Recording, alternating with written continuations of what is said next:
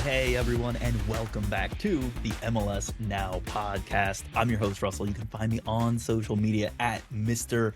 Danger Russ. And remember, you can find the podcast on social media at MLS Now Podcast. But most importantly, I know that you guys come to listen to my dulcet tones, which is good. That's 50% of the podcast. But you also come for the insight. You come for the wisdom. You come for the inside scoop and the trends and the knowledge that you can get nowhere other than by following him on social media at Lions Blog One. It's Gavin, who almost choked on his drink while I was doing the intro. Gavin, good to see you. Happy Monday. Yeah, good to see you too. I just wasn't expecting you to just start just like that, so that's what made me giggle. With a full thing of water in my mouth. No, I was gonna say as well. There's no Bo here today to fake me out, so I knew you were talking about me this time. Because if you're talking insight and great analysis, you would think the listener would think you're talking about Mr. Bo, or Oh, maybe or I was maybe certain you were going to say Bryce. David. If we're doing a tier maker of analysis levels, David does not go anywhere near the top. Interesting. Well, he's not here to defend himself, No, unfortunately. no. So, you know what? We just have to accept that for what it is. Yeah, yeah. The less said, the better. The less said, the better. All right, fair enough. Look, Gavin, there's only two of us, so we're gonna somehow get this episode, and we're gonna aim to make it an hour, and it's still gonna end up being like 3 hours long, the and then we're last gonna have to time it, cut down. the last time it was you and me, we went 2 hours again. Yeah, I think we went it longer doesn't. than when we went with Bo. Yeah, I don't know how we do it anymore. Well, look, I was actually thinking about that today. There's 30 teams in the league. There's so many storylines you can pick through and talk about, and you go back and forth on three of Hmm. them, and all of a sudden you're 50 minutes in, and then we cover the whole league, so we got to get through the rest of them. But Right. we do it, we That's love a it, fair point. whatever. Yeah, we love it. We hope the listeners love it. People keep listening, so we must be doing something right. But you must be doing something right. Gavin, I'm here to be the sounding board for your wisdom, your intellect. I didn't realize I was the star of the show, but okay, I'm here for it. Whoa, whoa, whoa. Gavin, you're not the star of the show. It's the league. It's the soccer. Soccer's the star of the show. That's what people come here for. My We are apologies. we are but supporting cast members for the beautiful game. Anyways, hey, Gavin, I cursed my stat on Saturday. I texted the group chat and I was like, guys, this is crazy. I don't know if you noticed this, but right now, every single home team has either won or drawn. And then I went and I did it, right? I tempted fate and I said, and I don't see tomorrow being any different considering those matchups. And immediately the universe looked at me and said, watch this. We were close though. We were very close. Um, I'm gonna go back. I'm gonna look at some point. Maybe we'll throw it out on social media when the last time every single home team was either a win or a draw, like no losses at home. But I think this weekend really emphasized the sheer advantage that home teams have in this league.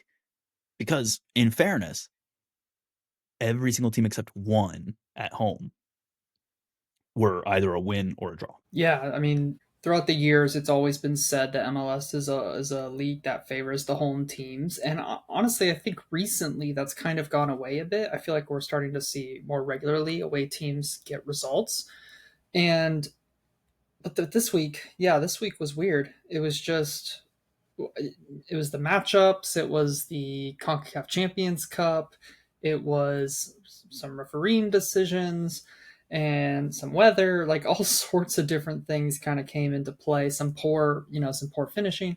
But all in all, the teams at home this week, except for NYCFC, did the job, did the business, at least got a point at home, which is the bare minimum. You really can't be losing at home. It's unacceptable. And the outlier NYCFC can probably feel unlucky that they didn't at least get a point. They almost came back in that game and just couldn't get finish their chances. So yeah, home form is super important. I think that the mantra is win your home games, tie your away games at a minimum, and you're doing something right. And you're going to make the playoffs. And a lot of those teams met that minimum requirement this weekend. Yeah. I'm looking up here just for comparative purposes. I'm gonna look at the weekend slate for Premier League. We had one, two, three. So in the previous 7 days, there were three away matches that resulted in a win for the away team. So certainly, I'm not going to say that it is emblematic of only MLS for home teams to get that advantage. No, it's definitely just a professional soccer thing. But like last weekend, four teams won on the road in MLS. I just did the count. Four teams won on the road. We obviously only saw one this weekend. So yeah, I home wonder what team. the average is. Yeah, that'd be interesting to like trend over the course of the season. See what it's like. Yeah, Wouldn't be hard to do side either. project. Yeah, Yeah, just some basic data entry. I bet you could write something in like Google Sheets to import the data. probably. Yeah. Either way, um, that said, Gavin, any general thoughts, like overarching storylines that you want to hit on before we dive into some of the actual teams?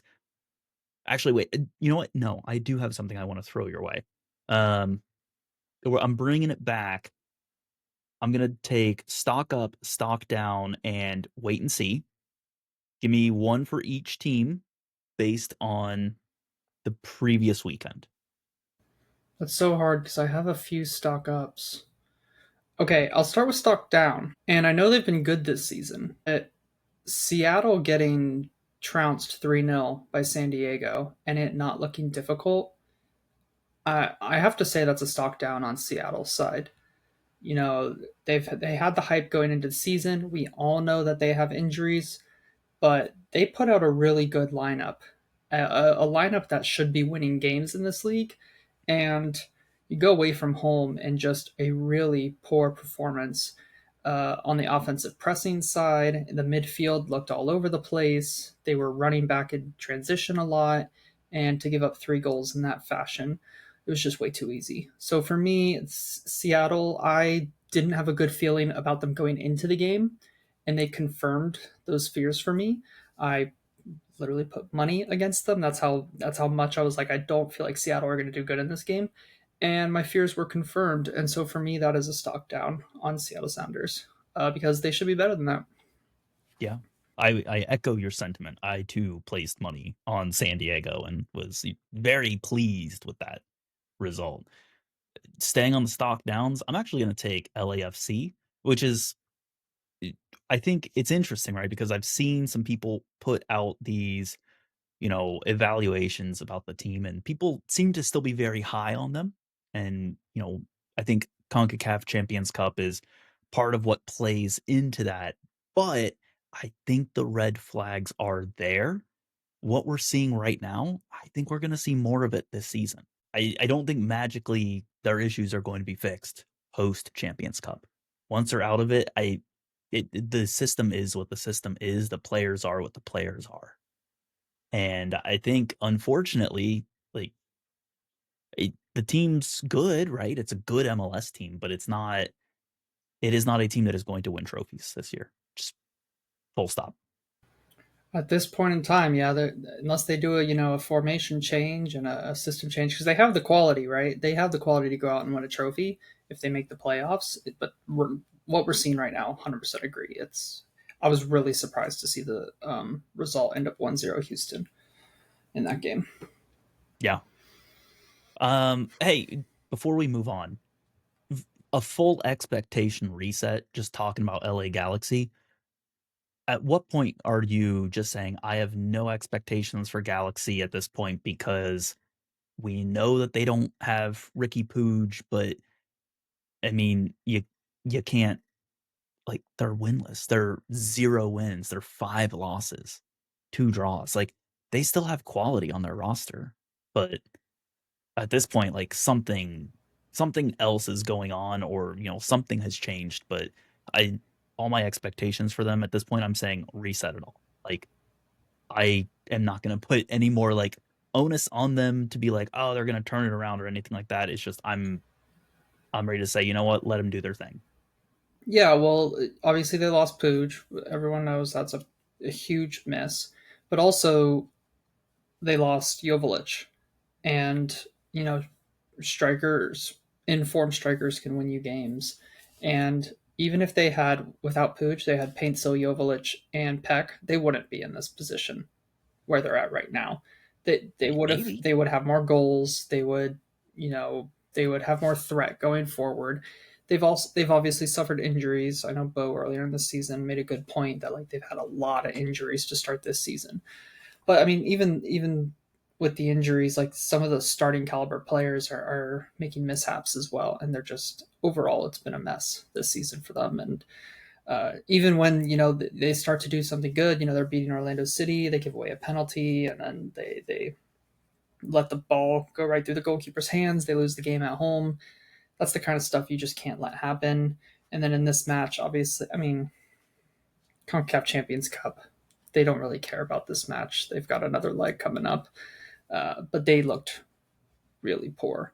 So yeah, expectations are in the mud right now for this LA Galaxy team. Yeah, complete reset of where I thought they'd be. All right. Ooh, well, Stock we up. talked a bunch. Yeah, we still need to do stock ups. Yeah, this one's kind of hard, and I'm actually inclined to go with Montreal. Funnily enough, um, they had a couple of goals taken away due to offside, and I think they were correct calls.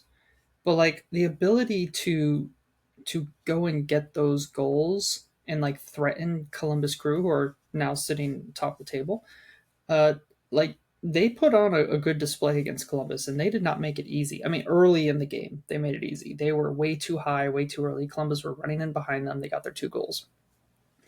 They fixed some things. They made some tactical tweaks. Second half, they were much more comfortable, and they went and got a goal early, and then they put Columbus under a lot of pressure. So for me, Montreal, it's a loss, and it was a poor start to the game. But overall, I think that their second half showing is a positive for me. It's a positive performance. It's something to build on. Now they're going to go into a home stretch here, and let's see what they can do. I was expecting this to go 3-0, 4-0, 5-0, but no, they turned it around, kind of. They lost, but they put up a good fight. So my stock up is CF Montreal. Yeah, I'm gonna also stay in the East, and my stock up's probably gonna go to Nashville. And I would say an honorable mention could be Charlotte, but I think most of us projected Charlotte to be a much stronger team this year. Whereas I think comparatively, most of us projected Nashville to not be that good of a team this year. And they started off not good, but they have turned it around. And I mean, before the Zimmerman injury, right? Like they were in control of that match against Charlotte. And the Zimmerman injury changed literally the entirety of the dynamic of that match. And I think if Zimmerman doesn't get that injury and doesn't get stretchered off, they're probably winning that game. And then Nashville are sitting on, 13 points at that point, and they're sitting in, shouting distance of Columbus Crew. So very unfortunate incident for Zimmerman, but they've been showing really well past, 3, 4 weeks. Yeah, ever since Kasem has come into the team, they've just looked a completely different beast. Like they've been able to score goals, they've been able to create chances, they've been able to keep the ball and at times dominate. And so yeah, I think Kasem has been huge for them. It's obviously not just him; it's been the whole team. But it helps having two attackers who are dangerous instead of just Mukhtar. It definitely helps there. So yeah, plus Tag Seth coming in, he's been huge for them. He's had a great start to the season. And yeah, this one could have been a win. This one absolutely could have been a win if not for the horrific injury that kind of stunned the team. Yeah. But the good news being that, Nashville did put out a statement that Zimmerman had received medical care and was discharged from the hospital. So it sounds like, fingers crossed that there was nothing major. and or no long-lasting side effects. I don't expect to see him play in the next match either, to be fair, but I mean, hopefully it's a short absence rather than any sort of long, terrible event. Last one, Gavin. Wait and see. Not enough info. No thoughts. Anything you want to throw, Not enough info. Hmm. or just like some maybe it could even be like you want to make a judgment on them, but you're not willing to yet. And I'll take the first jump on this one, and that is San Jose because Yeah. yeah, because we've seen some worrying performances early from them, but we've also seen some good performances from them. And I don't quite know if maybe they're just still working on the consistency. I don't know if maybe teams just know how to play Bruce Arena, and so some teams are just well equipped to play against him and others are not. I need to see more. Like there's good bones of a team there. There's good bones of a system there. I mean, you don't have a terrible team go and score 6 goals in any match, right? Like players have to know what they're doing. So I'm just skeptical whether or not this is the actual San Jose we're going to see all season, or if we're gonna see the San Jose that was getting some pretty unfortunate losses. Not enough info there. Yeah, I think I agree with that. To be fair, DC defensively are a mess, and the two striker system really exploited that in this game. So yeah, so in the game specifically, I can see why it went 6-1 to San Jose. But yeah, the earlier results in this season kind of I know exactly what you mean. I'm gonna go with Portland. Portland Okay. for me have just been weird. They've had a couple of good results. They've had a couple of bad results. They've just been similarly to San Jose all over the place, and I don't know what to make of them yet. I don't see them as being this strong attacking force like they were last season. I think they've spent time trying to improve the defense, and I think they've done that. Defensively, I think they've been decent this season. They haven't been giving up a whole lot of goals, but offensively, they've kind of lost that spark that they had with Evander. And you just take out Evander, you replace him with DaCosta, and you change your system a bit, and the offense just isn't clicking all of a sudden. So they get a 0-0 away from home in Austin. Not a terrible result, but it's just this season's been kind of up and down for them, I think. So I'm not sure what to totally make of them. I don't know if they're a good team. I don't know if they're a bad team, but they consistently keep pumping out results. So interested to see where they go from here. Okay. I'm gonna throw one other on the spot your way. Team that you think doesn't belong in the place that they're in.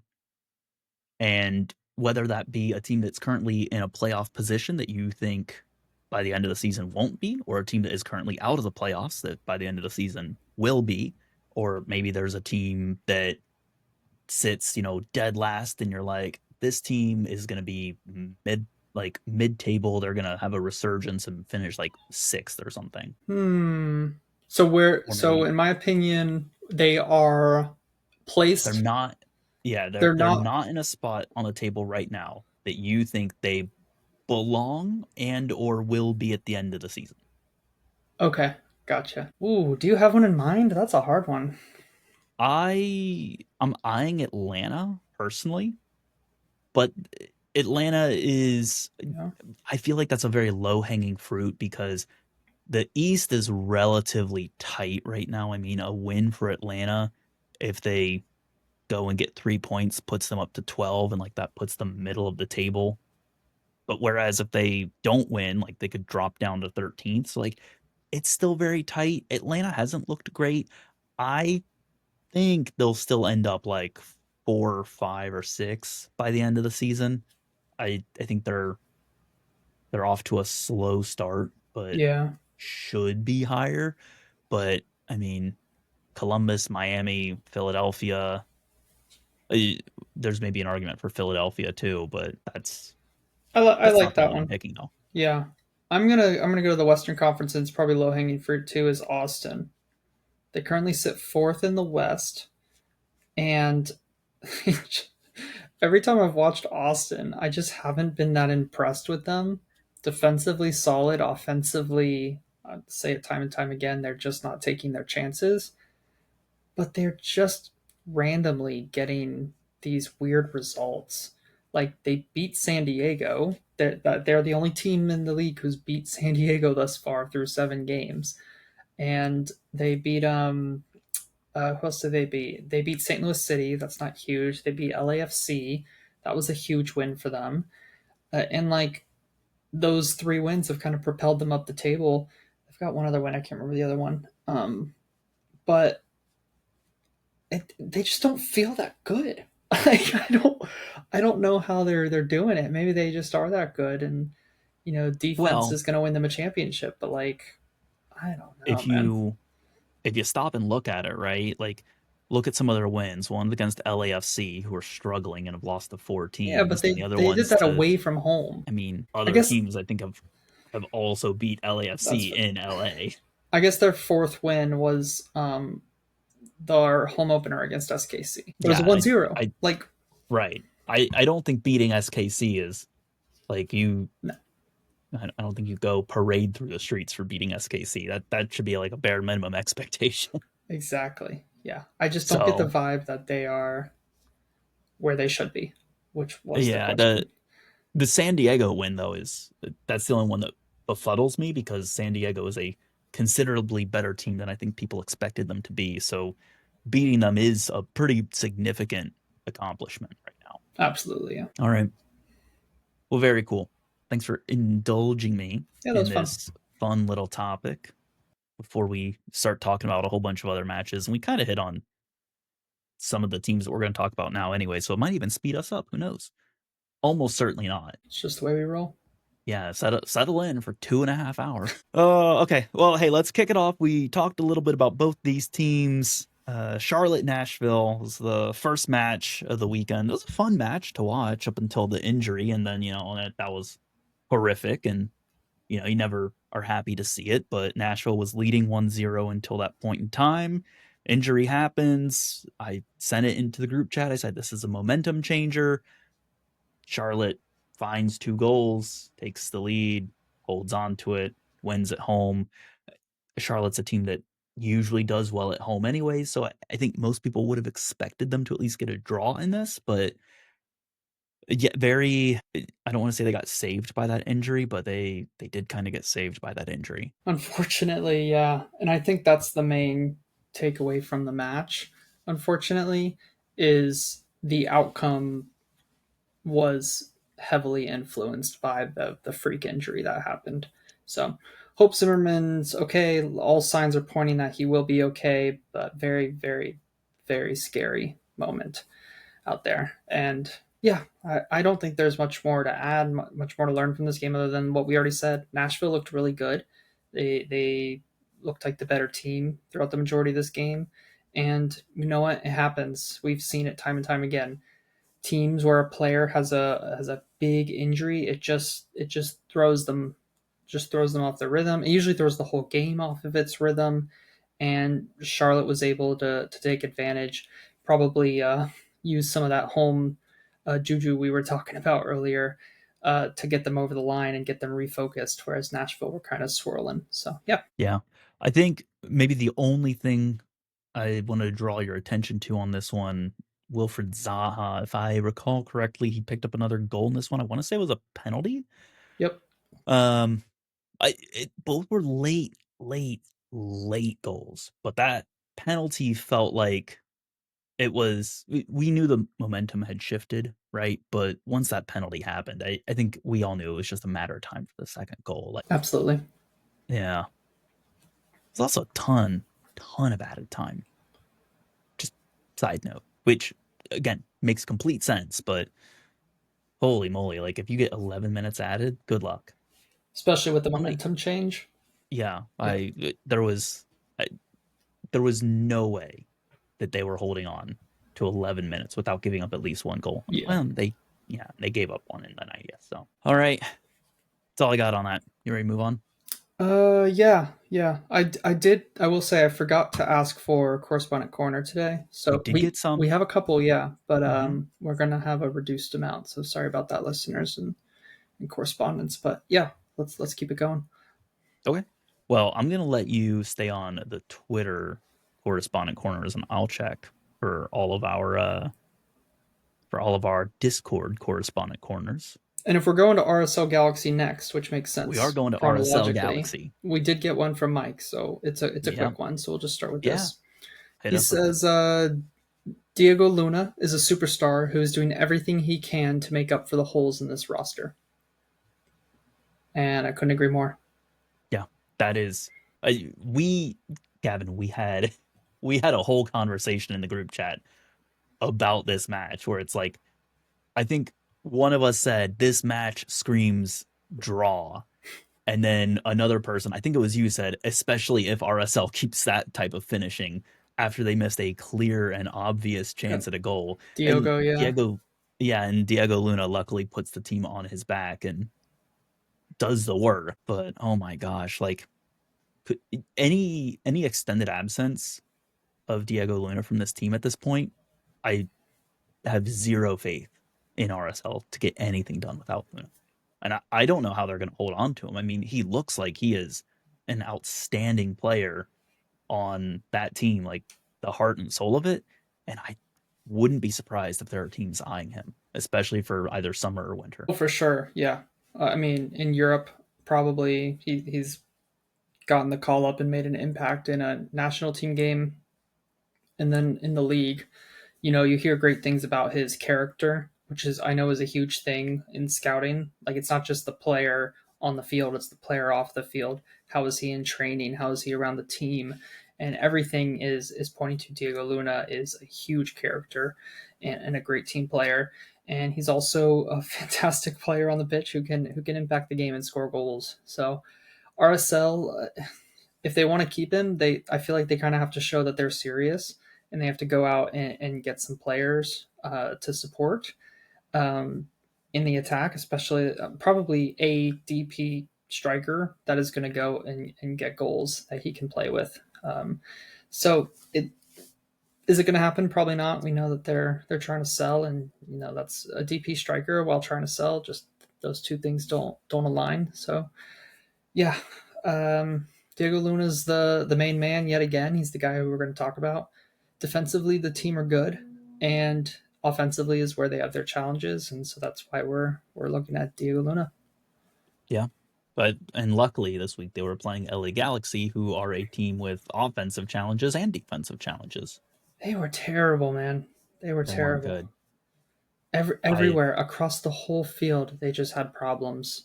It was bad. and I really hate to say this, but I can't help but wonder if maybe we just see them collapse the same way San Jose did last year, where they're going to get so far into a hole and so negative and just say, you know what, this season doesn't matter. Call it. We're going to mail it in, avoid injury. Just, we'll try again next year. It definitely could happen. Like Could you imagine an MLS Cup winner going and winning the wooden spoon the next year? I could imagine it. I don't know if it's ever happened, but I definitely could imagine it happening. That would be very MLS. And Yeah. I mean, look, they have injuries. I already said my spiel on them, but just all in all, this game was very, very bad from them. We can probably Mhm. leave it at that. Yeah. And we will leave it at that. We're instead going to go talk about New York Red Bull versus Chicago Fire. It's a 2-1 win. I thought there was some good hope for the Chicago Fire. I unfortunately did curse them because I was looking at New York Red Bull and I was like, they've been an inconsistent team. I haven't been in love with them. I've been really liking what I've seen from the Chicago Fire. So I was like, I'll put like a small away bet on Chicago Fire. And immediately that cursed them to lose because as we know, my luck with betting on the Chicago Fire is renowned for how unlucky I am. Extremely, yeah. You're Yeah, I you're a mean, curse upon that organization. I am. They should be paying me to not put any bets on them at this point. Um, the The Acosta penalty, I think, was unfortunate, is how I'm going to describe that. Yeah, I felt the same. Upon first view, I was like, why did he just barrel into him? But you can see he falls, and Yeah, it's and just it is what it is. yeah, I get why it's called. I don't think it's an intentional thing. I think it's accidental, but I understand why it was called. It's probably the right call to make 99% of the time. I mean, it impacts the play. It's Yeah, just it's unfortunate. yeah. Especially at the time of the game it happened. If they go in at the break 1-1, you never know what can happen. But to go in 2-1 right before the break, it kind of sucks. Yeah, that changed the match. I think away from Chicago's momentum, chances like that. I think that broke them for Yeah, the I mean, second half. Red Bulls are a team that once they get the lead, it's very Oh difficult to get it back from them because yeah, defensively they can just shut you down in an instant. So yeah, kudos to Red Bulls for getting the lead there. I will say I think Brady, the goalkeeper for Chicago, he's been having an excellent season and he made a couple of good saves in this one yet again. I wouldn't be surprised to see him get sold soon. I mean, he is a young goalkeeper who is playing well. So I would keep an eye on Brady, another young goalkeeper out of Chicago. That was my Chicago and main goalkeepers, takeaway. man. I honestly think, and I know he's older, but what was his name? Cisniega? What was his name? Oh, I thought you were going to talk about Slonina? No, Slonina. Slonina. Okay, that's his name. Oh, okay. That's Yeah. who I was talking Yeah, about. Gaga Slonina. Yeah, yeah. I think Brady's playing better than Slonina was. Like, I don't Ooh. think Slonina was like that amazing of goalkeeper. He was just a starting goalkeeper who was young. He was a starting caliber goalkeeper who was like a teenager, which is extremely rare. And so that's why I think Chelsea went out and got him. But like Brady is playing really good, in my opinion. So just want to keep Who an do you eye think on. is playing better? Brady or Freese with NYCFC? That's a hard one. It's They're both doing really well. I'd say they they're about are. equal. Like obviously they face Okay. different shots, and you can only do so much with some shots. I think they're both. I think they're playing at about an equal caliber right now. I'm not going to put one or the over the other at this Okay. moment. You're gonna if we were doing a tier maker, you're putting them in the same tier. Yeah, yeah, Okay. exactly. David would be bold enough to put one or the over the other. I'm not So, David. well, that's true. Last thing, this is a good response from Red Bulls, who last week gave New England Revolution their first win. Um, but Chicago have a lot of injuries. A lot. Yeah. Yeah, I remember Tim had written into us a few weeks back saying that they were like one injury away from being able to make extreme hardship Yeah. call ups, which is incredible. I mean, incredible for all the wrong reasons, mind you, but incredible. Yep. Yep. Absolutely. Did we by chance have anything from Tim for No. No. We are all Timless right, today. shame. Not All timeless. right. Yeah. We are timely today. Holy smokes. I'm looking at the recording timer and this must be a personal best for us to be this far along at this point in the recording. And don't jinx it. So yeah, oh, I'm jinxing it. I'm jinxing it. You want me to put some money on it? You know my history, my luck with it. Yeah. Yeah. We'll move this to a Chicago-based recording, and that'll really kill us. Tim will be Uh, appreciative. Tim would love that, I'm sure. All right, I'm going to move us on. Columbus 2, Montreal 1.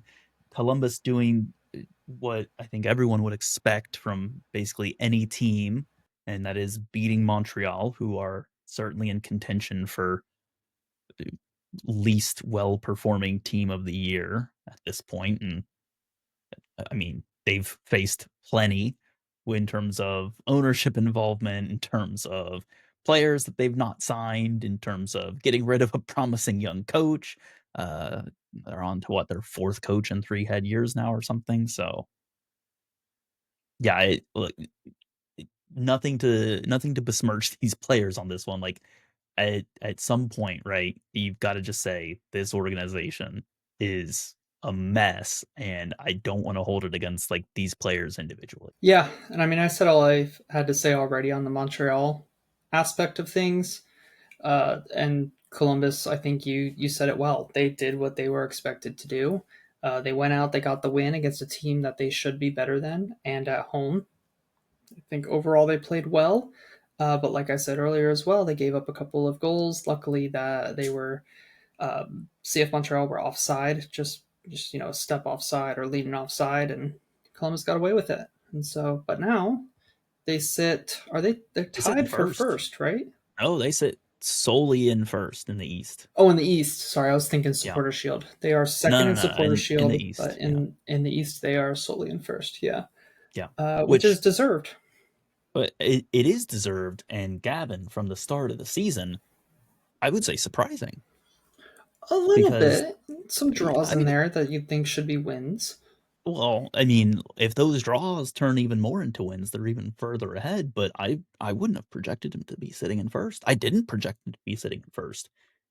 I thought that they would be like a play in like borderline playoff team, and yet they got rid of arguably the best striker in the league in Cucho Hernandez, sold him, didn't replace him. Yet. They're yeah, and they're sitting in first. And so Jason Russell Rowe has really risen to the challenge, right? As has Rossi. So if you're Columbus Crew's front office, do you upgrade on Russell Rowe? Or do you then think, well, Russell Rowe and Rossi are doing the business right now. And obviously they're going to make this decision, in a couple months. So they'll have more data to back up whether Russell Rowe's the guy or not. But maybe do they go and get a creative attacker, similar vein to Zelarayan was? Someone who can score and create, versus a Cucho Hernandez, who was someone who could create for himself and score goals for himself and could create for others, but maybe in more of like an attacking midfielder role. It's an interesting one to watch, but right now Russell Rowe is really stepping up.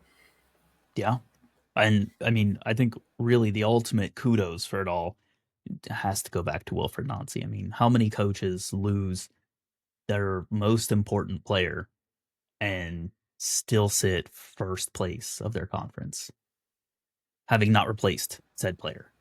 It just doesn't happen. Yeah. So credit where credit's due on that one, truly. But yeah, anyways, I think every single team should be beating Montreal, though, for the record. That's my bare minimum expectation. And you should beat Montreal, especially if you're at home. Honestly, the last two games with their new head coach, they've looked better. They've just, in my opinion, they've looked better. I mean, they should have beat They, Chicago last weekend, and then this they have weekend looked better. they looked good, and that's why they were a Yeah. stock rising for me. It's a low bar, though. Like, stock rising over where they were is Fair, fair, not much improvement. fair. You can't see it, but Gavin put one hand next to the other and raised it imperceptibly higher. Like maybe an inch. Maybe. I don't know. Yeah. You might be saying an inch the same way that Orishano's free kick goal was, or Evander's free kick goal was rated as 40 yards, and it's like that was maybe 20. Yeah. Definitely not 40. Yeah. So No.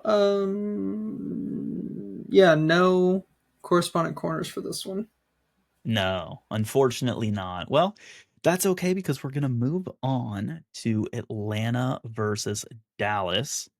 It's our first cross conference match. Actually, I'm looking at it for the weekend slate. This was first East versus West. It was an interesting one. It was a very interesting one. I think either team could have won this.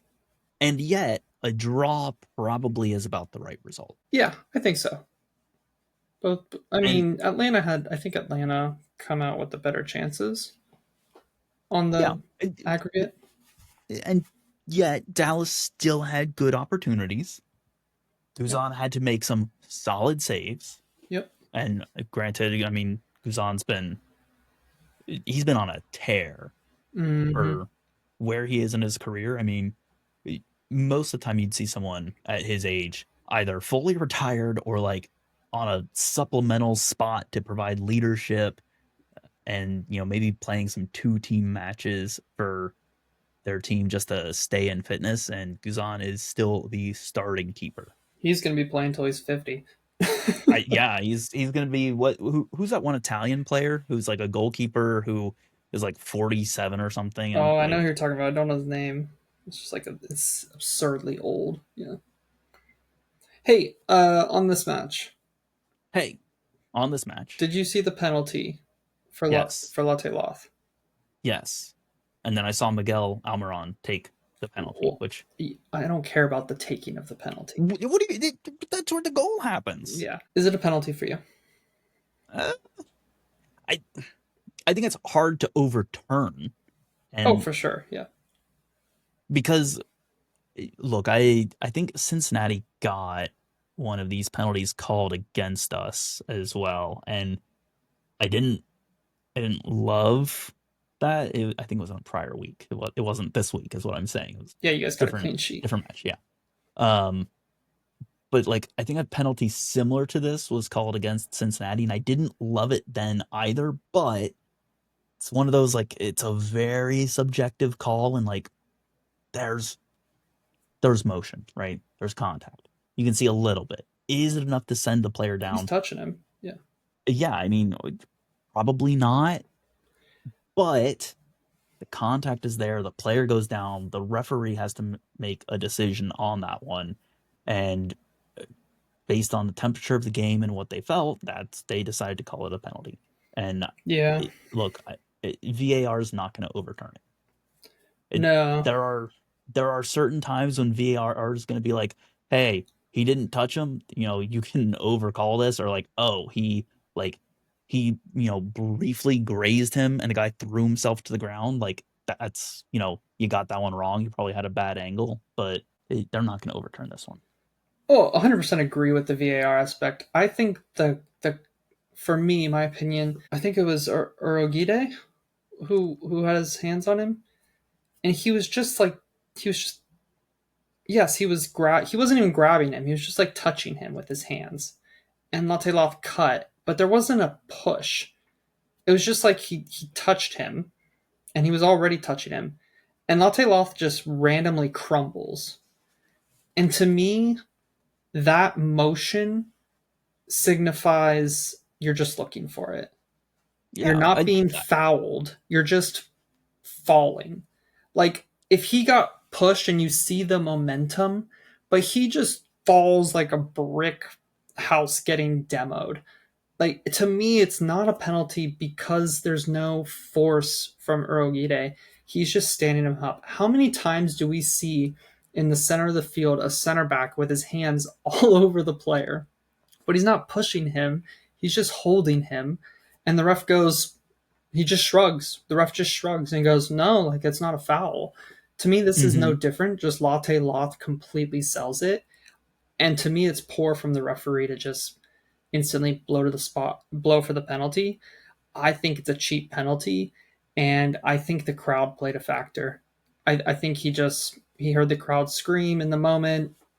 Oh shoot, yeah, penalty. And it's just like if he had just taken a second to look at it, I don't think he calls that penalty. I think the ref would have wanted that one back. I think while I agree with you, it's one of those things where it's like the mentality of calls in the box. Like I'm sorry, but like you can't trust the referee to not make certain calls. If you put yourself in a situation where your hands are on the player, sometimes the ref's gonna blow the whistle, even if it's the wrong call, even if it's a soft call. The ref is going to see it. They're not going to be close enough, or they're not going to have like enough of a grasp of how much force or momentum in that short span of time was being applied. They're just going to see hands on a player, player goes to ground, and they're going to call it. I right, wrong, indifferent. Yep, agreed. Hey, Dallas side, they scored a goal. Yeah, they scored a good goal. Hey, I've been impressed with Yeah, their new midfielder, Kaique, the new Brazilian defensive midfielder. I think he's been excellent for them. I think he came in off the yeah. bench in this one, and he's just I Oh, don't know. I okay. just feel like he's Yeah. kind of everywhere when he plays. Like he's just he's running around on defense, he's running around on offense, he's making runs in behind. I just feel Like I just feel like he is just a high intensity player, as just from what I've seen thus far. The funny thing is, I went to go look at the lineups, and then I was shocked and remembered that this trade happened. I saw Leo Chu was a starting midfielder for Dallas, and I was like, "Oh yeah, Yeah, that's right. They did get they did get Leo Chu." and he's been I okay for just them. yeah, I just like I had completely tuned out Leo Chu because I mean, look, ever since the Acosta signing, I think for better or worse, Lucho Acosta in your midfield dictates a lot of play and draws a lot of attention. And sometimes that is a very good thing, and he has already won some matches for Dallas. And sometimes it's not a good thing because it also dictates a certain style of play, and sometimes that takes away from other players and their abilities on the ball. So yeah, have any? Do you have any thoughts on Acosta for Dallas, or just too early to say? You want to maybe see a whole season, see what else he does for them? I think the output's been there, right? He's scoring goals. He assisted. Well, he kind of assisted this one. He made the pass. The shot got blocked, so I don't think he gets credited, and unless they did credit him with it, but I don't think so. I don't Um, think they did. so he makes the entry pass in a very tight window to Musa, and that leads to the goal. And that's just another impactful moment that he's had on their season. So I think he's been good as the player. You know him more than I do that he's got his downsides as well, and so I think Dallas are just living the Lucho dream. That's what you Yeah, would I say. mean, They're living the I experience. pulled it up. He's got 3 goals for him. Yeah. Musa's got 3 goals for them. Musa actually has 3 assists as well. But Oh yeah, they've been great. interestingly enough, um, Lucho Acosta goals 3, shots on target 4.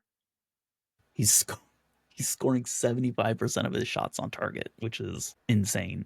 Other look, he doesn't have any assists, but key passes 15, double what Acosta? anyone. Yeah, He doesn't have Acosta any 15 assists key, yet. no assists, 15 Wow. key passes though, Okay. double what anyone else on that team has right now. Mm-hmm. So he's Acosta's doing the Acosta thing. He is. I I think it was probably a good signing for Dallas. I mean, how much did they pay you guys for him? I like I don't know 3 to 5 million. I think. Yeah, like you have a player that's getting you that much output at 3, 4 million, 5 million. Yeah, I mean, look at he's a DP player already. Like any amount that they pay him is going to be irrelevant. He's already a DP. They're not making him cheaper.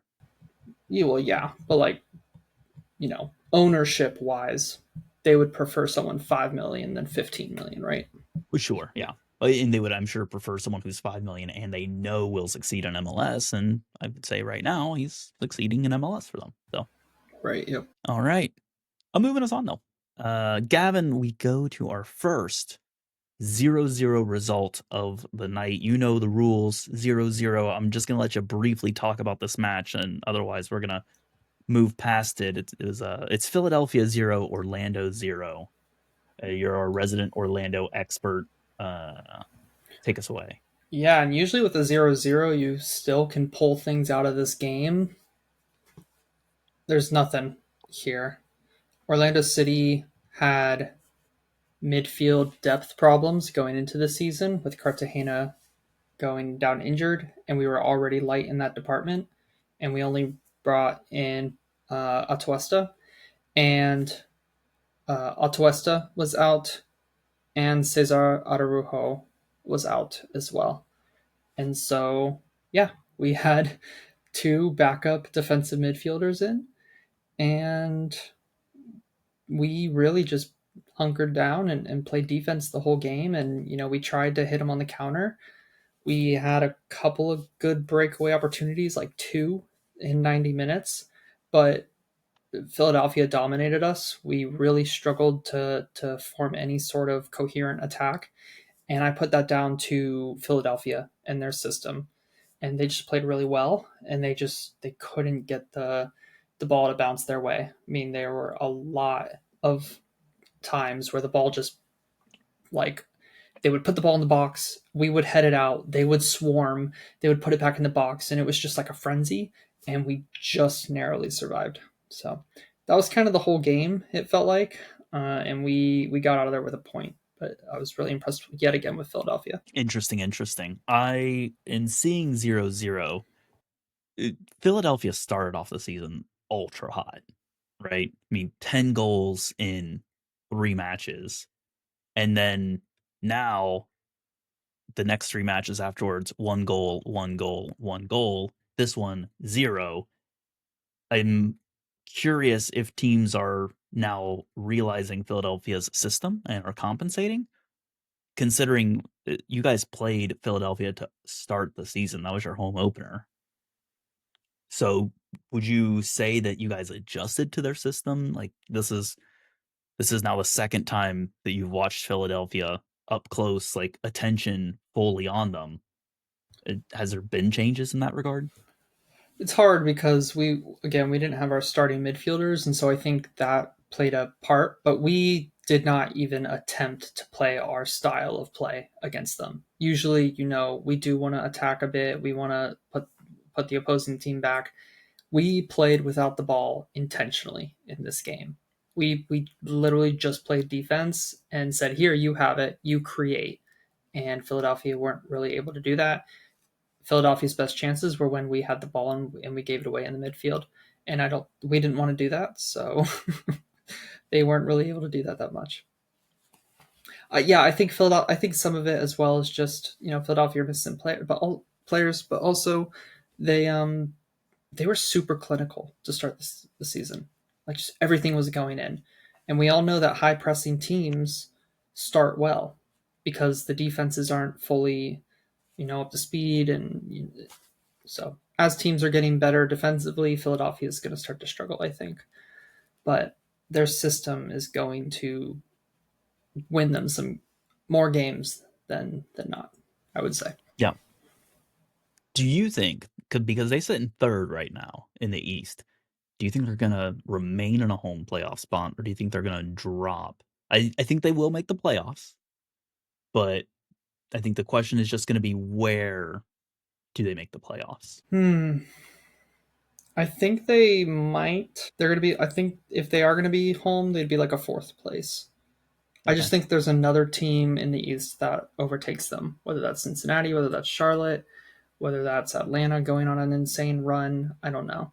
Whether that's Orlando, which I doubt. I think someone overtakes them to get third. So it would be like fourth or fifth for them. Okay. So yeah. Yeah, and I mean, to your point, right? Philadelphia, Charlotte, Cincinnati all sit on 13 points right now. The only thing separating them is just goal differential. Well, I think it's wins, right? Oh no, they're all tied on No. wins. Yeah. Yeah, they're all tied on wins, losses, ties. So yeah. Okay. It's goal differential separates Philadelphia from Cincinnati. Charlotte and Philadelphia both have the same goal differential, so that one's actually then off, I think, goals forced. Yep. I think you're right. Now, hey, side note, as I'm sitting here looking at some conference stats, Charlotte are 4 wins, 0 losses, 0 draws at home. Not a surprise. Not a surprise, but I mean, that's a really good stat to have, because they are the only team to be perfect at home at this point. They could go unbeaten at home this season. They Yeah. could pull it LA And Galaxy. and when I say they are the only team to go perfect at home, that is league wide the only team to go perfect at home. You're saying perfect as in wins, right? Not Yeah, like as in if you have a straight draw, wins. you're Yeah. not perfect. Okay. You're undefeated, but you're not Okay. it's not Yeah. perfect. Yep. Yep. Meanwhile, LA Galaxy are doing perfect at home as well, but in the wrong way. Ooh. Awkward.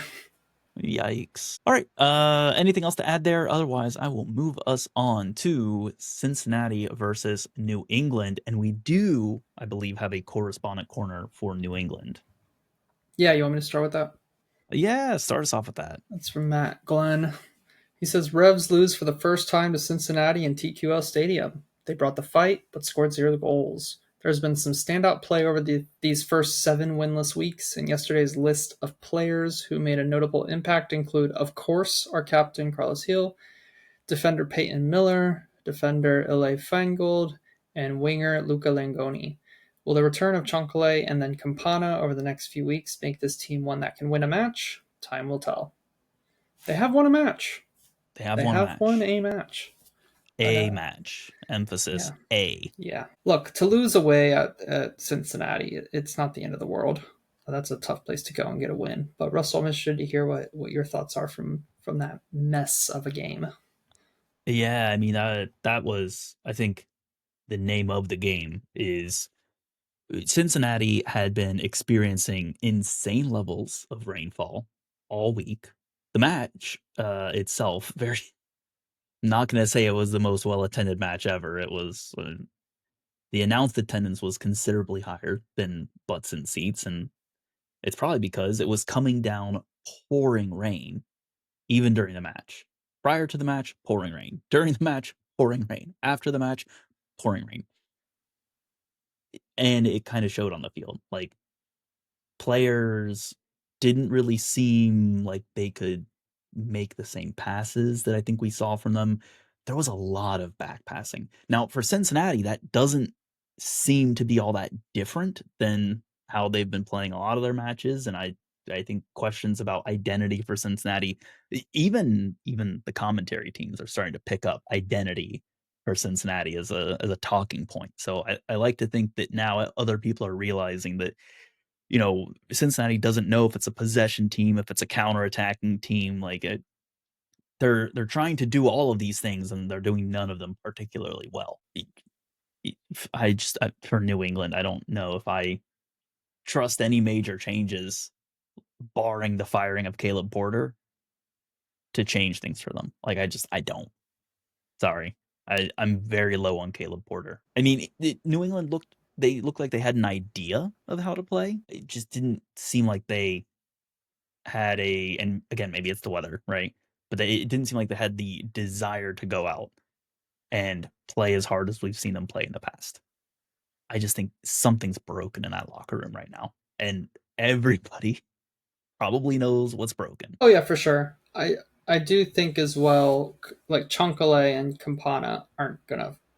I I don't think they're gonna fix much because when they were playing, they were They losing, weren't win. Yeah. and I I don't see it turning around. Mm-mm. I think they're in for a golden or A I think they're golden. in for Yeah. a golden spoon year. Oh, Yeah. a wooden That's spoon. that's for second to last place for Yeah, the yeah, record. yeah. Yeah, but again, look, I don't want to read way too much into this specific match because again, Right. it was dreadful. Like look, I was in the stands, sitting right in the middle of the roof line, and I was still getting rain hitting me from the wind blowing the rain into the stadium.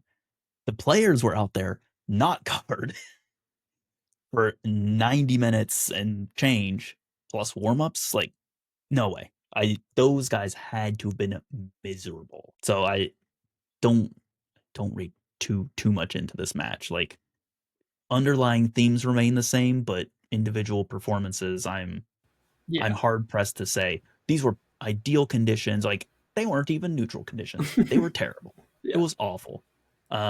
Lucas Angle, though, like, hey, shout out to him.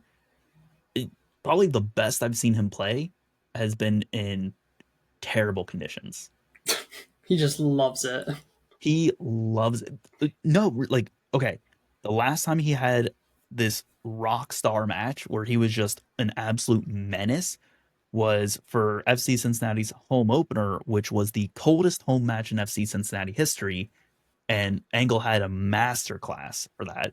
And now the Ohio River is at 60 feet. It's flooding into, the riverfront. It's flooding across the state lines into Kentucky. Like, people are being trapped in their, condos. They can't go to, these entertainment districts. Like, water is all over the place. And Lucas Angle's like, he's like if you know, like Castellanos, who plays for the Phillies now, used to play for the Reds, and it's like he only hits absolute bangers, like grand slams, home runs during terrible, awful times in the Yes. world. Yeah, Yes. Angle is that for FCC, but with the weather. So there But you go. yeah, That's that's a fun little fun. storyline. Yeah, fun tangent. Nothing else. Yeah. Nothing else to add on Yeah. this. I I still have concerns for Cincinnati. I don't think this win solves the issues that are underlying that team. Oh All right, yeah, agree. moving on to your favorite teams going up against each other, Gavin. It's Austin 0, Portland 0. The teams that we don't know how to rate. And I'm going to elect to just say this was a 0-0 match. I didn't learn anything from this. I wasn't particularly thrilled to watch it, if I'm going to be honest.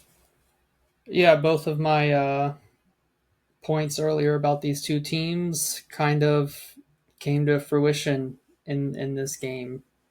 Austin FC didn't really create a whole bunch. The chances they did create, they didn't finish, speaking to their inability to finish chances and be clinical.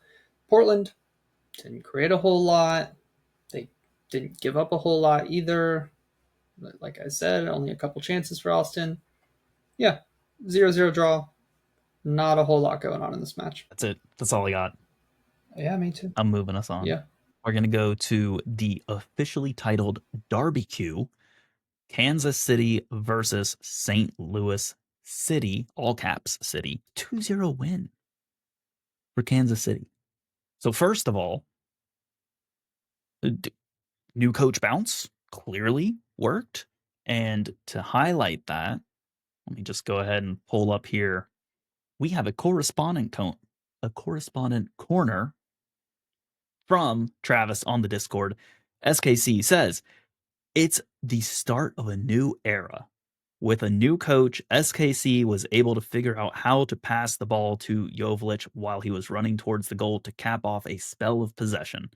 It resulted in a go-ahead goal, and the team looked absolutely revitalized. Both goals involved both of our two new DPs, and all of a sudden we have hope. I don't want to read too much hope. I'm gonna pump the brakes on that one. Travis, I'm glad that you have hope.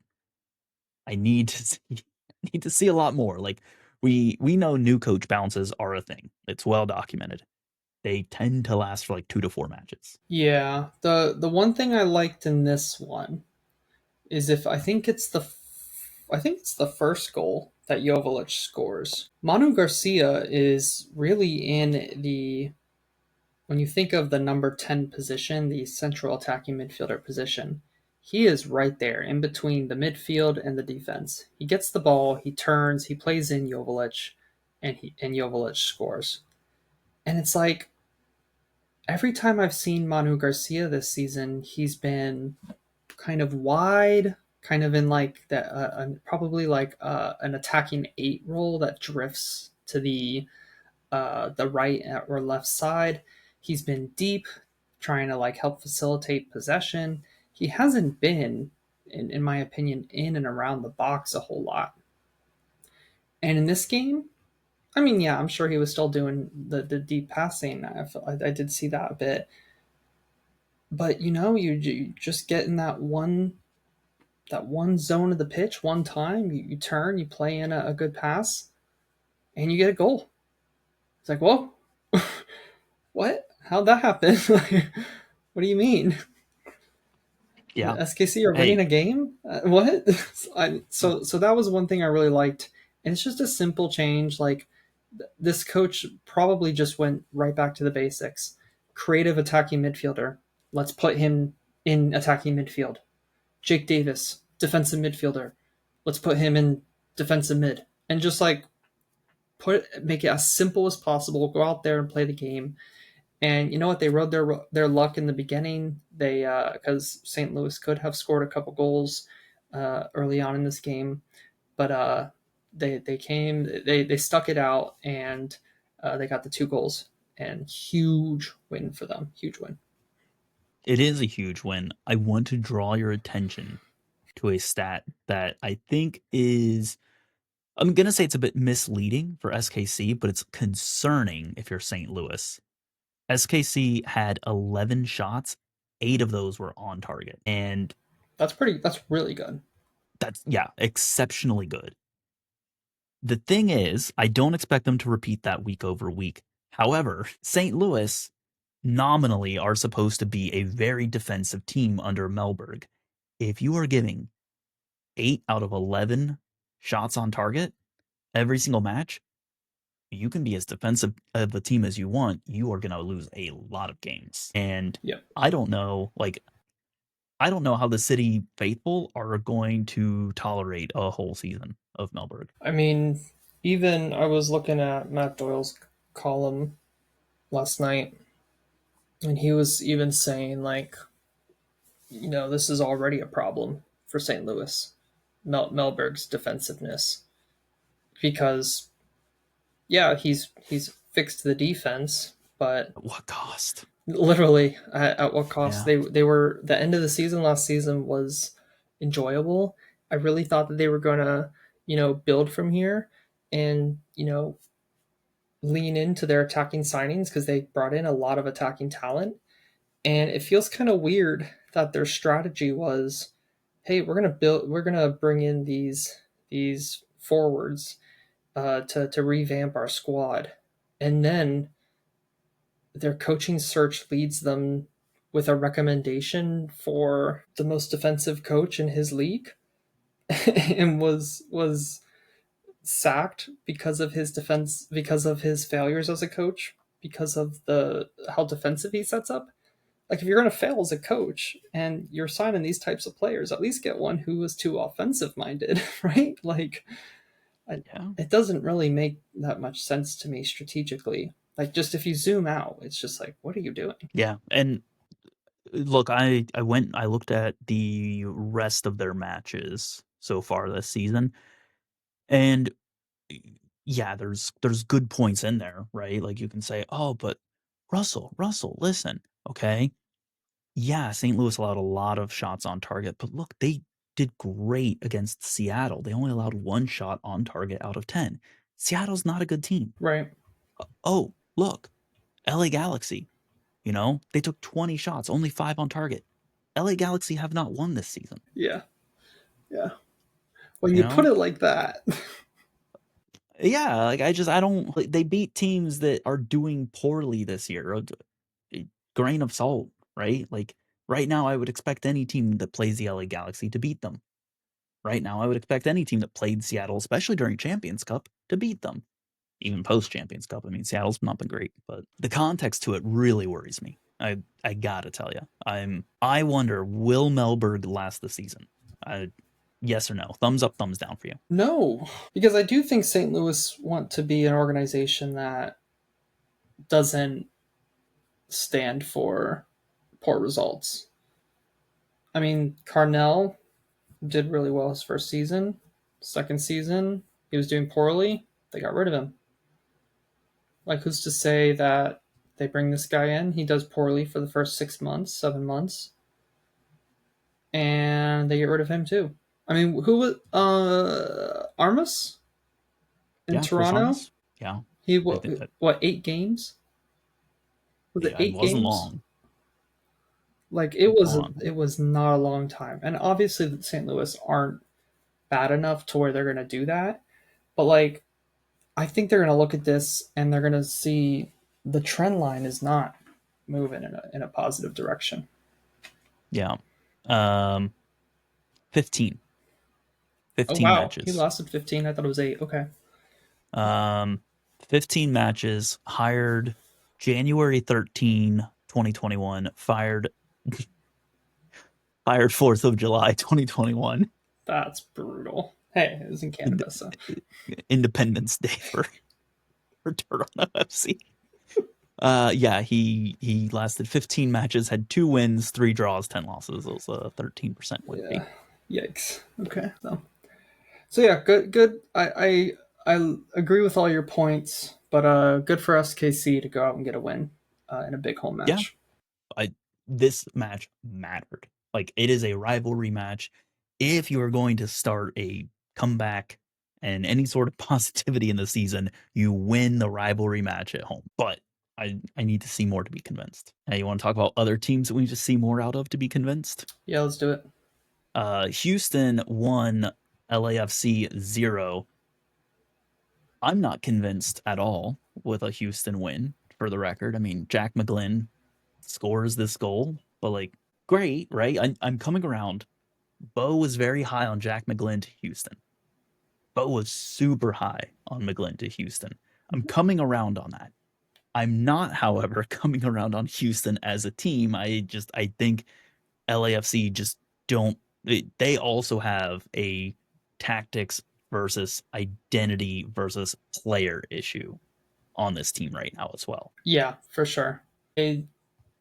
You look at them play, and it's kind of like what's the strategy? Is it to dominate the ball? Is it to transition? Is it to I don't know. Like I think they're a possession based team, right? That's what they're I trying to do. I feel but like that's their identity. their strikers thrive on counterattacking. Like Denny Bouanga's most dangerous moments, and he's by far their best scorer and best player. His most dangerous moments are when he receives the ball in transition, goes up the field either 1-on-1 or 1-on-2, and tends to score, amazing goals.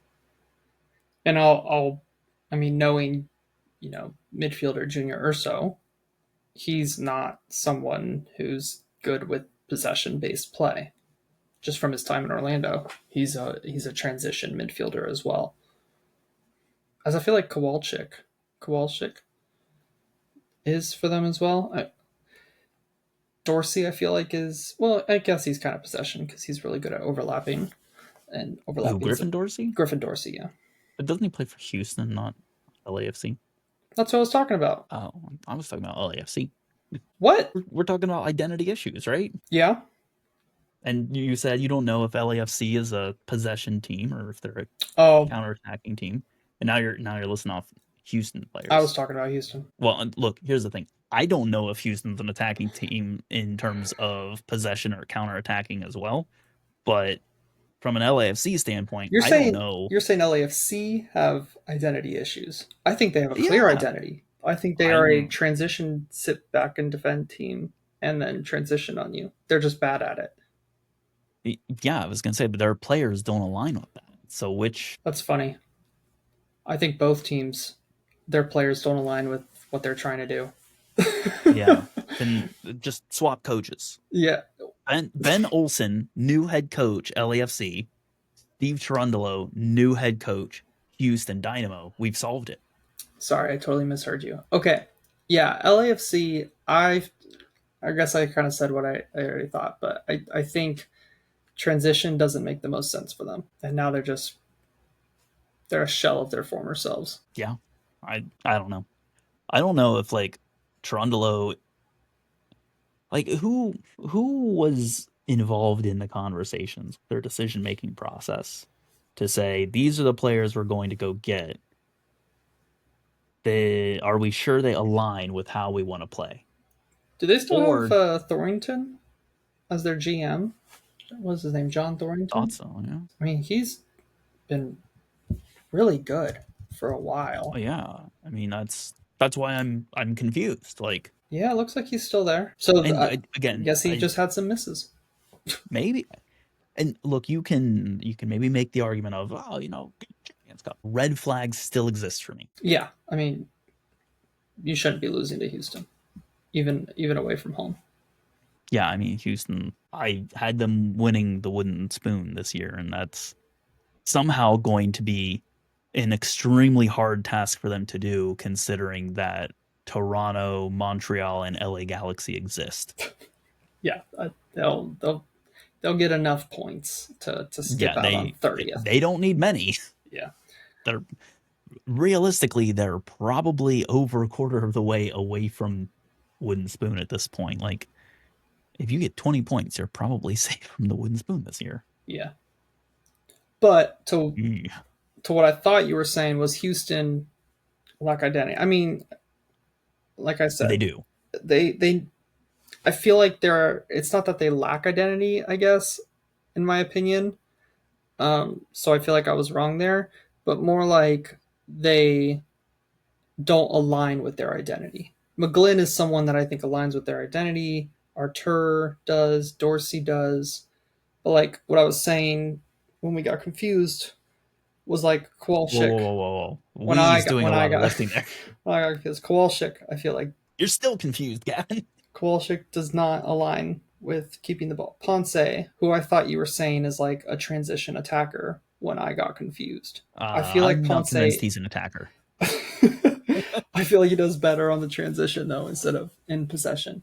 And so it's just like on the Houston side of things, I think they are so bad because they don't fully have a squad that meets what they are trying to do. I think Fair. I think that's what I was trying to say.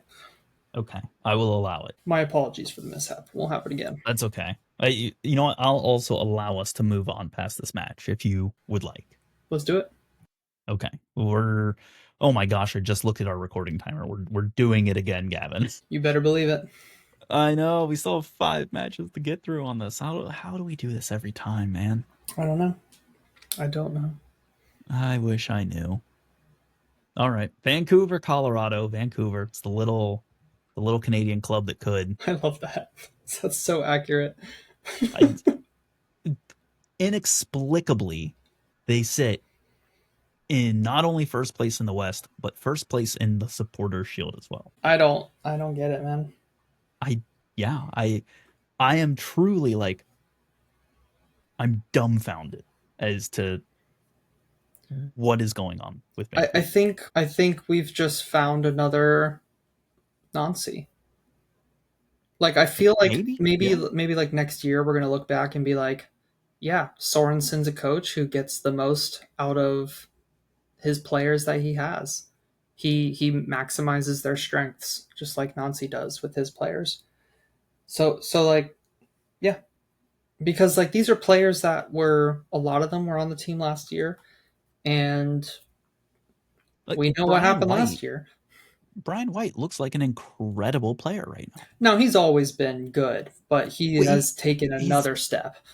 yeah, but he's been good sometimes. He's been streaky, Mm-hmm. and yet like Brian White scores against Colorado.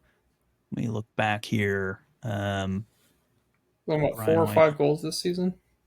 Yeah, like Oh no, maybe he's not only on four. two, but he's Yeah. I know he's Oh, had some in CONCACAF Champions Cup. yeah, he's been prolific in Champions Cup. Yeah, that's what it was. Still, I mean, again, testament to Vancouver. Like they knocked Monterey out of Champions Cup. That is like, And aren't they're tied with Pumas right now? Yeah, yeah, yeah, they're I think one I think one, it's level. Yeah. but they were home in the first leg, so Hmm. it was kind of a bummer to see that away goal come. But you know that if they do, And if they do a 2-2 over there, or yeah, a I mean, 1-1, it goes to overtime. Like they're not out of it by any means. and they've shown they can do it in Mexico. Insane to me. I mean, there's something happening with that coach right now, and I don't know what it is right now. I don't. It might be that there's belief in the team. It might be that the coach is incredible. Maybe it's an amalgamation of all of them. But In between CONCACAF Champions Cup games against an opponent as decent as Colorado, this should not have been a yeah, 2-0 win. It just shouldn't have been. So, yeah, extremely impressive. yeah. Oh, that's you're right. That's an incredibly important context within this as well. Is most other teams in Champions Cup are looking at these matches and like don't care, prioritizing Champions Cup. Yeah, just incredible. I mean, good for Vancouver. I'm happy for them. Yeah, me too. It's about time. Yeah. All right. Well, I'm gonna move us on to San Diego versus Seattle. We do have a correspondent corner from Mike. Yeah. Oh boy, do we. It's a quick one. He says, should the U.S. men's national team have gone in-house and hired a Mikey Varas? Dude can flat out coach. This is agree or disagree with this statement, Gavin. San Diego are a top 3 enjoyable team to watch in this league in terms of the style of play and product on the field from. Agree. They've been really enjoyable to watch. Defensively, they're decent. Like they do the job. Offensively, they dominate possession. They have good off-ball movement, and when they transition, they're direct. It's good to see Lozano back on the score sheet as well, and seeing him running in behind and Dreyer running in behind. They're just a joy to watch. Yeah, I really Yeah. like watching Sverskov as well, defensive mid. So yeah, Valkyrie, I'm all of it. I'm going to use Cincinnati as my comparison point. And when I've watched Cincinnati this season, and honestly for multiple seasons, Cincinnati players will receive the ball, they'll take a touch, they'll look around, they'll, dribble upfield or downfield or, they'll take a moment, right? Sometimes two or three moments. San Diego almost plays like I'm not gonna say it's like, the Barca style, like tiki taka style, right? But it's like a discount version of it. Like they're playing balls one touch or, two touch, and it's effective. It works. I mean, like, there's a reason that extremely successful, historically notable teams have played one touch style. Yeah, it's really hard to defend. That's why. Yeah. Yeah. And and it seems like San Diego is finally figuring out the finishing piece as well. Because it's not like they're just turning this on. Like they've looked like this all season. Yeah. Yeah. And it's just they were unfortunate not to score some goals early in the season, and now it seems like that it's swinging the other way, and they're starting to get the goals that maybe you would expect them to score. So Yeah, it's helpful as well to have, Mighton has come in off of injury and Lozano's back from injury. So definitely helpful in that aspect as well. But yeah, yeah, they've been enjoyable to watch for sure. And it doesn't look like they're slowing down anytime soon. I think this, just last point here, I think this just shows I don't know the phrase I want to use. It shows the potential of the next phase of MLS in improved coaching across the board. Like we're starting to agreed. see some really good coaches break away from the rest of the league, and I think Varas is one of them. Agree with that statement. Which is, I mean, look, Brian Schmetzer is a historically successful coach in MLS, Right. Yeah. and I don't think he's going to be like I don't think this league will ever be at a point where you're going to be like Brian Schmetzer is, the lowest common denominator in all these issues. Like he's a good coach, Yeah. but MLS is starting to attract like some other really good coaches or people at least who have really good ideas. Maybe they don't have the track record, right?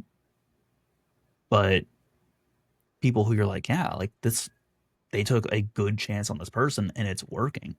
I mean, Sorensen for Vancouver, he has Yeah. won promotion before, like in a European league. Like you got to be a good coach to do that. So I think that was a good swing for Vancouver. Yeah. And same I mean, with look at Nancy. Varas. Yep. Yeah. Like Nancy, he was with Montreal and even with Montreal, right? Like that was I think Montreal was his first official head coaching gig. Mm-hmm. Yeah, and I think he was after Thierry Henry left. I'm yeah. pretty sure. Wait, was it Henri or was it Vieira? Vieira wasn't in Vancouver. Well, he wasn't in Vancouver. Was he in Montreal? Or Vieira wasn't in Montreal. Yeah. No, I think you're right. I think it was Henri was at Montreal. But point being though, like I mean, Nancy looks like an incredible hire. So yeah, like coaching can make all the difference in the world. Yep. Yep. Definitely. Seattle side, I mean, look, we talked about resetting expectations for LA Galaxy. When do you hit the reset expectations for Seattle? Oh yeah, I've definitely hit them. I mean, I said what I had to say in my stock falling section on them, so I'll keep it brief. But I think now is a good resetting expectations moment for them. It's fair. And weirdly enough, I don't know what to do to fix that. I mean, yeah, I don't know either, right? Like I don't envy the person who has to make that choice right now because like they have solid yeah, players. yeah, like that's the other thing. On paper, they're a deep team. They're a team that you would look at and be like, they should be able to handle multiple competitions and they should be able to stay relatively healthy and performing at 100 or at least 95% across the whole season. Like they have the depth, they have the talent, they have the academy. I feel like Brian is struggling with like too much talent almost. Maybe. Like Yeah, maybe. it feels like he's not really getting a consistent team out there at the moment. And I know he's been balancing CONCACAF Champions Cup, but now they're out of that, and they should really start to have a consistent lineup, consistent approach, consistent way of playing with tweaks with each game. But it feels like we're not seeing that at the moment. That's fair. Well, Gavin, that's the insight that people come here for. Right. Yeah. Perfect. Okay. Well, that takes care of the Saturday matches. Gavin, we've got the Sunday matches, starting with the cursed match that I invoked. New York City FC 1, Minnesota 2, the only away team to win on the weekend. And I feel like we talked about this one quite a bit actually in our opening segment, so maybe we don't need to talk about it loads and loads, but maybe just we'll spend some more time talking about Minnesota instead, because I think we kind of dogged on NYCFC and missed opportunities Mm-hmm. plenty. We've had concerns about Minnesota earlier. Do you still have concerns about Minnesota right now? Is this a good sign? Is this a they got lucky that NYCFC didn't finish their chances and maybe they didn't fully deserve 3 points, but they got lucky and sometimes that's all that matters sign? What's your head at right now? My head is at it's two different teams in two different halves every single game. First half, they do great. They go up, they get the lead. Then they got to hold on to the lead. Second half, whatever their approaches to holding on to a lead in the last 20 minutes of a game is, scrap it, throw it in the bin, restart from scratch because it is terrible. It's terrible. They give up so many chances. NYCFC, like we said, should have come back into this one, and Minnesota should have dropped points yet again. Yet again, they should have thrown away a 2+ goal advantage to have a team come back and tie. And so whatever they're doing, it's not working. On the first half, it works great. I mean, although I say he scores early, Yaboa had a couple chances in this game that he would want back. I mean, this could have been 3 or 4-0 to Minnesota United on a different day. Uh, and instead, it's 2-1, and it could have been 2-2. So that's my feeling on Minnesota United. I am worried because like this is now a consistent theme for the past like 4 or 5 games. Ever since that SKC game, it's been like a whoa, what's going on here? Every game. So what I'm hearing is the secret to beating Minnesota is let them score one goal, Yep. go into the half down 1-0, and then you're guaranteed at least one, if not more, goals in the second half. I think so. Yeah. I honestly do. I would love It, Maddie's take on it, but like that's what it feels like. I wonder what you can do to replicate being down a goal, like, and force them to play the way that they would play when up a goal, because I think that's where the issue's probably stemming from. Yeah, I mean, I think in practice they genuinely need to be doing sessions where it's like you're up a goal, and for 90 minutes in practice, you have to protect this lead. And you put the starting defense out there, and you put probably the starting midfielders out there too. And maybe you make it like 12v11 or something to give the other team an advantage, and just like really try and get the goal. And if they lose, there's a penalty or whatever. Um, but like it's not great. We do have a correspondent corner from Coach Joe on the NYCFC side of things. He says, "How do we respond after the collapse in Atlanta? By conceding in 2 minutes at home versus Minnesota. Pascal makes two first half non-injury substitutions, and Minnesota grabs a second on a fluky free kick. NYCFC grab one late on a rebound by Big Bird. NYCFC are free falling in the standings with a weekend date in Queens with much hated Philadelphia. Things might get worse before they get better." NYCFC is another one where if I could have another answer to your "I don't know what that team is" question, that'd be another one for me. That's a good shout. Yeah. I I think I know more about what their ceiling looks like than Atlanta though. Like I don't think NYCFC, even in a fully successful like everything goes their way for the rest of the season, I wouldn't see them going higher than like Atlanta. I could see climbing into like third or fourth. All right. Whew. Gavin, we got two left. We're almost there. Speed Wipe the run it. sweat off that brow, Gavin. Next You two can are kind of shower after easy. this. Yeah. Yeah, it's super easy, honestly. I mean, San Jose 6, DC United 1. What more do you want me to say? Joseph Martinez scores a hat trick. Bruce Arena is still coaching, and he coached in this match 30 years ago. For DC, Not right? yeah, not a joking statement. He is now on both sides of this matchup, 30 years apart. Uh, DC are a mess. We kind of already knew Yep. that. We've already, kind of already said that. Great to see Josef Martinez back in some really great goal scoring form.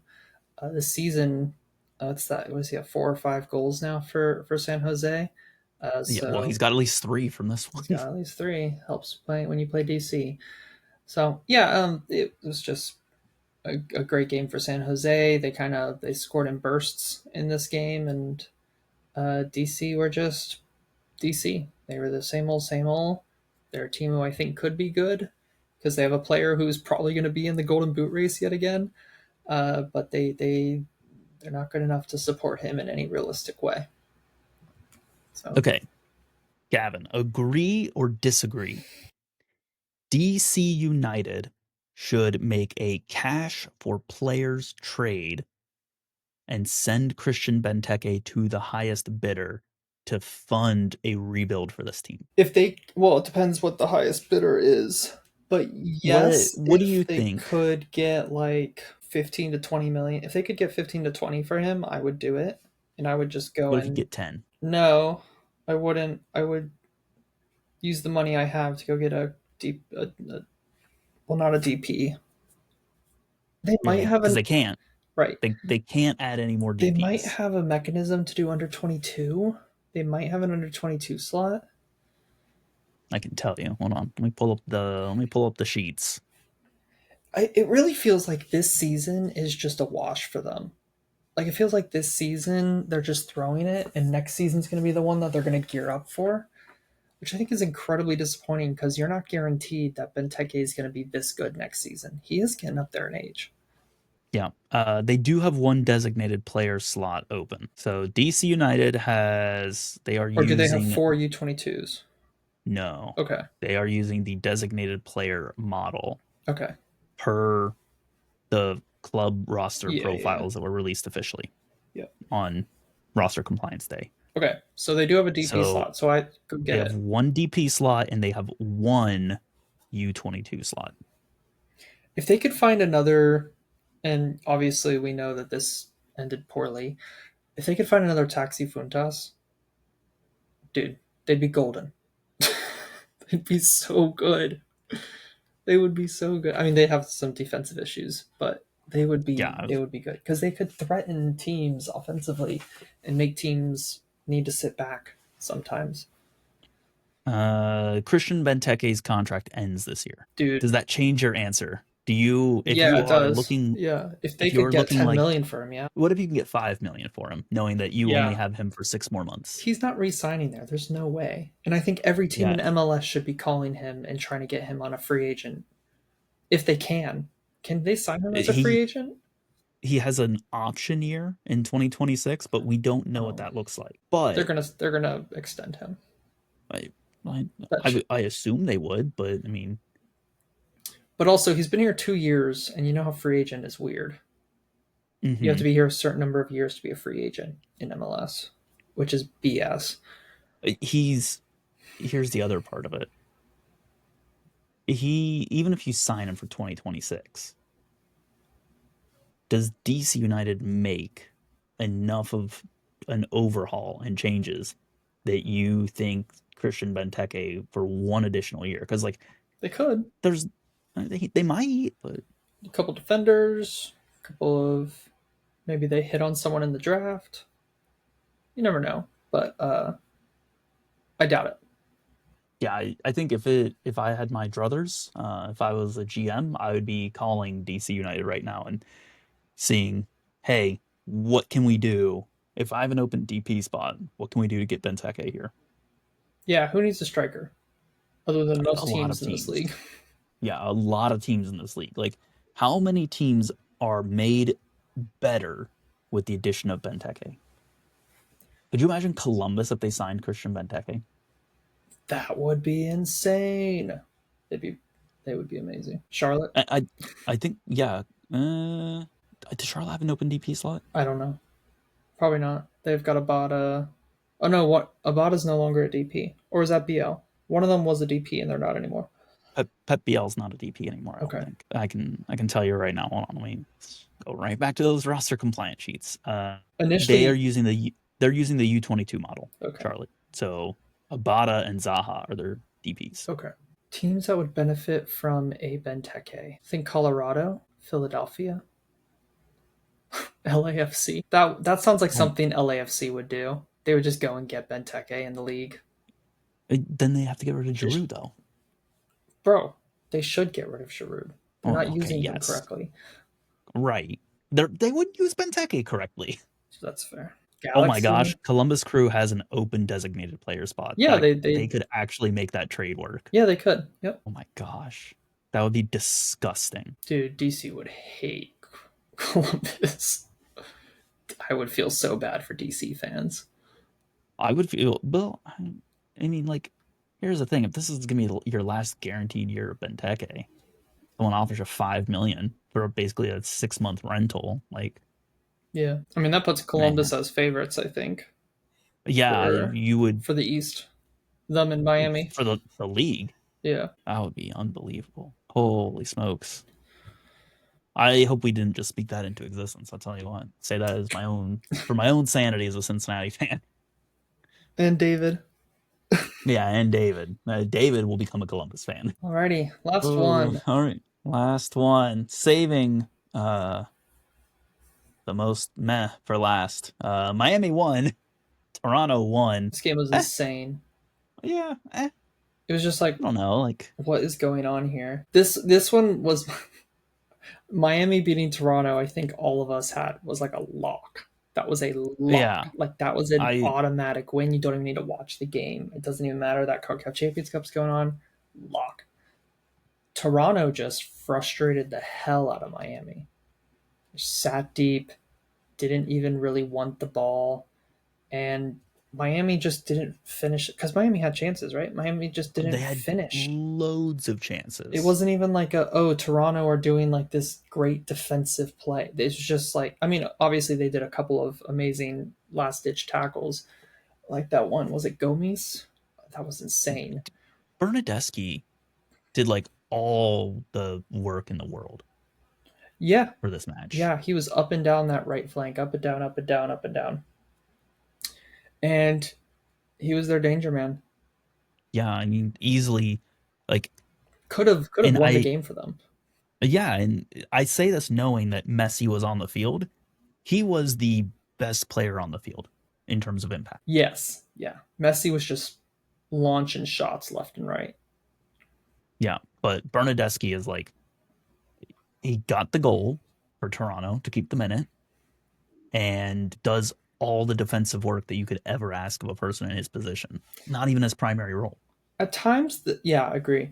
At times, this felt like a friendly of retired European players because, like, you know how when Messi tried to do the Olympico and then Bernadeschi tried to do the Olympico, and then like Messi was just launching shots left and right, and Bernadeschi was just running up and down. Like, it felt like there was almost like a game within the game, and it was like the Barcelona boys versus the Juventus boy. That's what it felt like to me. Or I guess did Insigne play for Juventus? I don't even remember. He was on Napoli, wasn't he? Um, You're but asking the wrong guy. I do yeah, not like. I follow a lot of soccer. I do not follow Serie A. he was with, yeah, Insigne was with Napoli. I was wrong there, but like the Italian boys. So I don't know. It just felt a little weird. It felt like they were trying to Could you imagine show each Giorgio other up. Chiellini on Toronto? They would be such an annoying team to They play. really would be. So yeah, I Chiellini, don't please know. come out of retirement and go play in Toronto. This was a just for 6 months. yeah, this was a surprise. Thought Toronto was going to get battered, and instead they come away from Miami, away from home, with a point. Not going to say it's well earned, but with a point. Well, okay. I mean, I think they did enough to deserve one goal. I Yes, they got I their think goal. yeah, I think Miami Did enough to needs to deserve be two. they did enough to maybe even deserve three. And I Yeah, think that's like you got to look inward on this one yeah. because beating Toronto was supposed to be a lot. They were just a little casual. It also felt like so. Yeah, It is what it is, right? They've got Concacaf Champions Cup. they do, and I mean they still have a game in hand as well. Like realistically, what's the impact of this? Nothing. Like, Yeah, yeah, they didn't perform on who does Sunday Night Miami? Soccer. Yeah, who do they play next? They play away at Chicago. Chicago, Yeah, they're yeah. also again on Sunday Night Soccer. Seriously? Yeah, they're Sunday. It's 4:30 p.m. on a Sunday. 4:30 Eastern on a Oh, Sunday. so they're not Sunday Night Soccer. I mean, it's Sunday afternoon soccer. I think they They got a brand it as prime Sunday time night slot. soccer. Yeah. Yeah, Sunday night is St. Louis versus Columbus. That's going to finish like 1-0. Probably Columbus. Yeah, I mean that I was gonna say you expect St. Louis to score a goal. Whew. Hey, Cool. so that's all the matches. Quick, just looking ahead, right? What's your match of the week coming up? And I can list off what matches are coming up if you need. No, I'm looking at them right now, actually. Okay. Match of the week? Match of the week. And you don't have to say Sunday night soccer if you don't want to. There's not a lot of good ones, if I'm being honest. I've got some matches picked out that I think are going to be fun watches, but not for good reasons. LAFC San Jose, maybe? You're close. I was going to say LA Galaxy Houston Why? because that is two teams horrifically struggling. Something has got to give. Yeah. I think DC versus Cincinnati could be fun, actually. Yeah, I mean DC United's defense is not good. Right. Vancouver Austin is probably going to end up being like a 6-1 blowout. No way. No. No way. Austin are way too focused on defense. I think that's going to be a snooze fest. We'll see. I think that's going to be like another 1-0. I just don't see Austin being in a blowout offensively or defensively this year, like at all. I don't know. Maybe my Austin negative vibes and my Vancouver positive vibes are coming together to really skew that in my mind. Austin have scored 5 goals this season in 7 games, and they've given up Yeah. 3. There's been a total of 8 goals in 7 games in Austin FC games. All right, fine. I'm revising. It's a 3-1 Vancouver win. Maybe. Vancouver's going to double the number of goals allowed that Okay. Austin has given up this season. Okay. Yeah. Okay. Kansas City Portland's going to be such a weird game. That'll be an interesting one, I think. That's going to be a nonsense game. It's another one of those LA Galaxy Houston games where I'm like, I look at two teams and I'm like, this is two teams that I have no idea what's going to go on with them right now. Yeah. Something's going to give. The only other one I was looking at was Nashville and RSL. I think that could be an interesting game. I think Nashville's going to destroy RSL. Probably. Yeah. Like I don't think Salt Lake, even with Walker Zimmerman being out, is going to pose an incredible offensive challenge against Nashville. And I'm just assuming that Zimmerman's probably not playing this weekend. If he's in, like I especially don't think Salt Lake scores, but I think it would be unwise to clear him to play this weekend. Agree. 100%. A minimum 1 week. You got to just let him rest. Probably more than that, maybe like 2 or 3. Yeah, but I would say 2 to be safe. But I'm not a doctor. Me neither. I just use common sense as my medical advice. Hey, common sense, not so common. Some common sense. Well, with those sage words, Gavin, I'm going to wrap us up because there's still the possibility that we could go under 2 hours for this episode. Woo! Now, technically, for the listeners, we've been under 2 hours because when I cut out the long pauses, the nonsense, yeah, not the nonsense, just the pauses. It cuts us like Wow, 4 or 5 minutes throughout the entirety of the episode. So we've been coming just in at goes to like show. 1 hour 51 minutes, 1 hour 50 minutes, 1 hour 48. Although last week with Bo, we went 2 hours 7 minutes. Ooh.